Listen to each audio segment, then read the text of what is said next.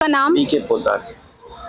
Sir, Iran और Israel एक दूसरे पे हमले कर रहे हैं, ऐसे में अगर युद्ध बढ़ता है तो कौन जीत सकता है? देखिए, युद्ध बढ़ता है और कौन जीत सकता है तो इजराइल ने बता दिया कि ईरान की हम क्या औकात कर सकते हैं और इजराइल के समर्थन में फर्श कूद पड़ा है। और इजराइल के प्रधानमंत्री ने भारत के प्रधानमंत्री को सबसे पहले फोन किया और भारत के प्रधानमंत्री नरेंद्र मोदी जी ने कह दिया हमने पाकिस्तान को ठोका है और रशिया यूक्रेन को ठोक रहा है। आप इजराइल जो है ईरान को निपटिए और गाजा का जो आपने गाजा पट्टी बनाई है, जिस तरह से गाजा का बाजा बजाया है, अब ईरान का भी ईरानी निकालने का काम कीजिए और बिल्कुल सही तरीके से इजराइल को जो करना चाहिए वो कर रहा है और अच्छी तरह से कर रहा है। इजराइल के समर्थन में सारे देश आ चुके हैं, यहाँ तक कि उसका जो खास मित्र में आता है भारत पूर्ण रूप से इजराइल के साथ खड़ा है, डंके की चोट पर खड़ा है। सर, देखा जाए तो भारत के दोनों देशों के साथ संबंध अच्छे रहे, ऐसे में अगर युद्ध बढ़ा तो भारत किसका समर्थन करेगा? देखिए, आपको याद है ना भारत किसका समर्थन करेगा, लेकिन पहली बात आपको ये बता देना चाहता हूँ,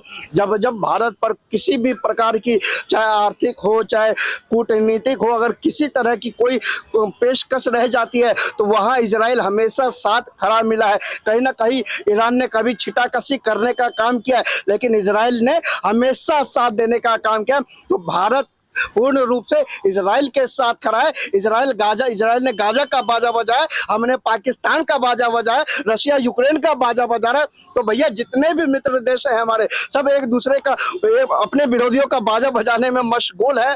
तो आप देखते जाइए, जिस तरह से पाकिस्तान को घुटनों पर लाया है, जिस तरह से रशिया ने यूक्रेन को घुटनों पर लाया है, जल्द ही ईरान भी अब उसी घुटनों पर आने वाला है।